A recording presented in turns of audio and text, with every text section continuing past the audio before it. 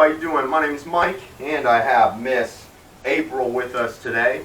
And so I've been working with April for a couple weeks now. If you can see, she's shaking right now. So just because a dog is shaking does not mean they are scared. Doesn't mean they're fearful either. This is a very common mistake I see with people. They see the dog shaking, they say, oh look, the dog is scared.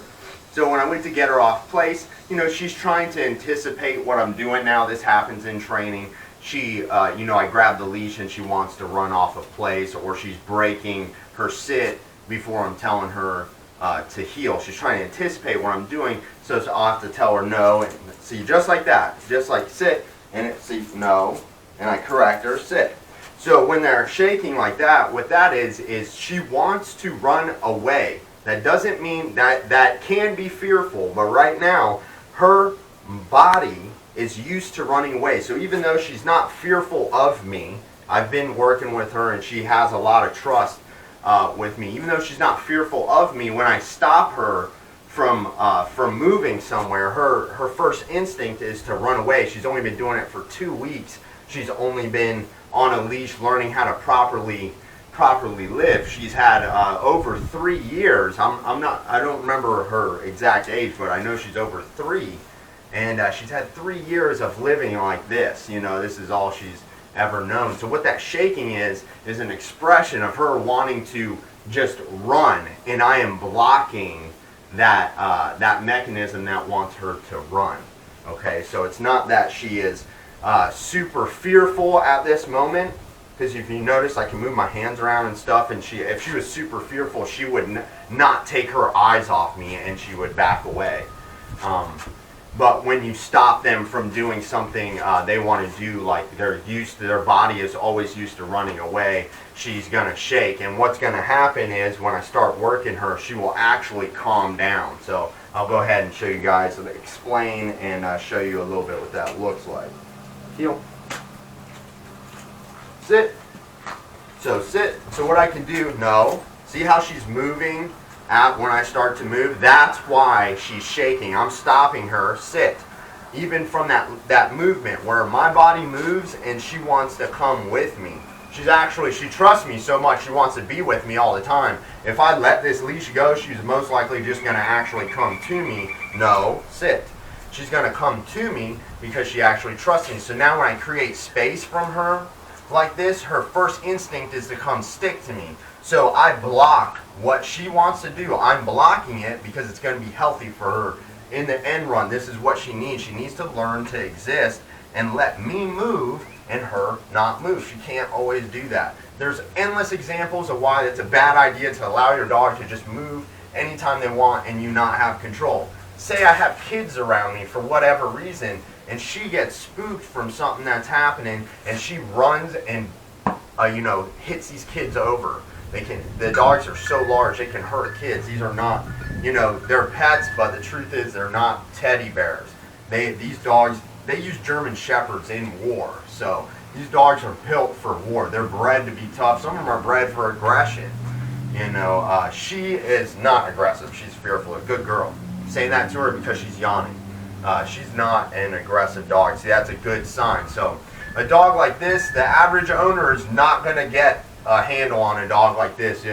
This dog needs to go to a professional or somebody who knows how to handle a fearful dog. If you can see this, she's like barely shaking now. Because I have gained control of her and have her sit, and she knows there is no choice but to sit, because as you saw, when she moved, I corrected her, and I'm prepared, and I put her right back into that position. So the moral of the story is, when you make the body do something, the mind will follow. So if I make her sit like this, she's going to eventually calm down because her body is in a calm position, relaxing, more relaxing than if I allow her to run circles around me or do whatever she wants on the end of the leash. So if I let her do whatever she wants on the end of the leash, the mind will follow the body. So if she's panicking, sit girl, sit.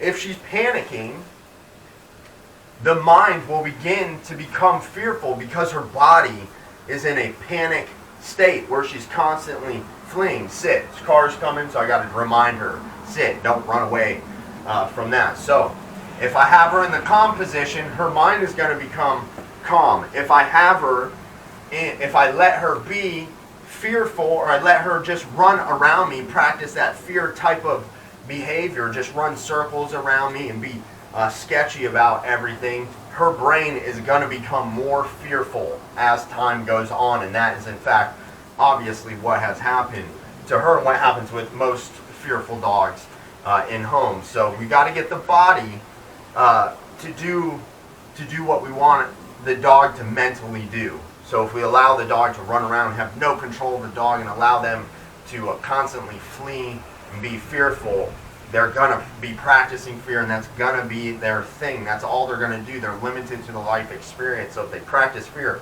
they're always going to be fearful. If they practice being calm, good girl. If they practice being calm like this, good sit, then they will be calm. Sit. So as I move, no, sit. As I move, it's harder for her to sit still. Sit, no, sit. Sit. Her instinct is just to run away, especially outside. Inside, I can already walk circles around her. Sit, girl. Sit. But the reason she's okay with this, sit, is because I'm close. I'm close to her. You know, she actually likes me being close, so when I move, sit. Good girl. Good sit. Atta girl. Good sit, girl. Good sit. Good job, girl. So as I move around, she's going to want to move. And it's just important to control the body. You know, with a dog like this, they are so sensitive.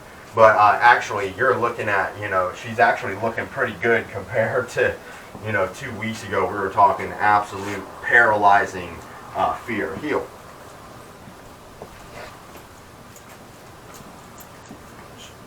Sit. Good girl. Sit. No. Sit.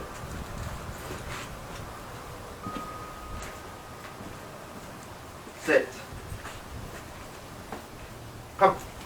Heel. Good girl. Sit. So you have to give them a job. She'll actually become not so fearful. Sit. Sit, girl.